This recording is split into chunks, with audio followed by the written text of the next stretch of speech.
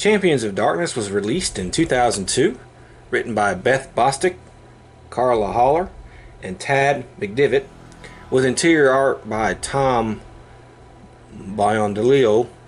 I hope I pronounced that right. Probably didn't. Anthony Hightower and Jason Walker. Cover designed by Ron Thompson. The guide is 120 pages and contains new anti-hero NPCs, character classes for your campaigns. It also contains some new monsters, new feats, and kind of outlines for running this book as a campaign. Chapter 1 contains new prestige classes for heroes of the dark variety. The classes included are the Charlatan, the Dreamcaster, that's people able to cast spells through their dreams. The Highwayman, the Highway Rider, a dark version of Zorro is basically what he is. A Manipulator, someone who uses other people for their own ends. A Master of Curses, that's pretty self-explanatory there. The Mesmerist. A Moonbane, a person infected with a lycanthropy, but who has not yet fully turned evil. Night Lord, and this is for NPC use only, not for a player character. A person who seeks to be imbued themselves with the dark powers of Ravenloft. The Propagandists, the Scourge, which are basically torturers. Solitary Outcasts, World Breakers. World Breakers are devotees of Kali. And then you get some new feats. Chapter 2 goes over some organizations that could sponsor or help the Dark Hero. Carnival, which is brought over from 2nd edition. The Freemen of Falknovia, which is a resistance group in Falknovia. The Hunt Club, which is what it sounds like, a club of men who like to hunt people and other, maybe a few monsters here and there, but mostly people. L'Académie des Sciences, which is how it sounds. The Order of the Ebon Gargoyle, which I will get into later, and the Tribe of Hyoska. If you remember, Hyoska was the one who prophesied the Grand Conjunction. This is actually the best chapter in the guide. Carnival is updated for the 2nd edition, for the 3rd edition, which is pretty good. The Freemen of Falknovia is a resistance group that seeks to unseat Vlad Dracov, and anytime there's a tyrant like him, there's bound to be a group like that, so that's actually pretty good as well. Just not sure why they're in this book. The Order of the Ebon Gargoyle is Strahd's version of the Kargat, and is utterly stupid. Strahd would never copy anything from Aisling, and he has his own unique network of informants like the Vistanti, animals of the domain, plus he's a vampire. He can charm people to be his informants. He doesn't need a secret police force. Chapter 3 covers the NPCs of this guide.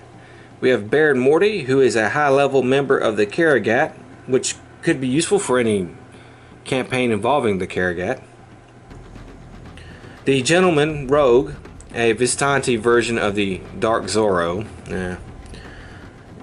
Janice Martov, a scout for the Falknovia Freemen, who, again, he can be used for that.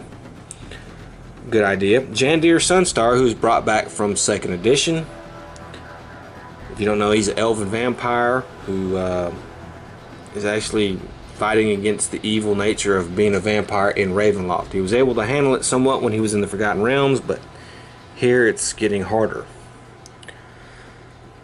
Marina Telesko, a vigilante. Sheriff Von Zarovich, the head of the Order of the Ebon Gargoyle.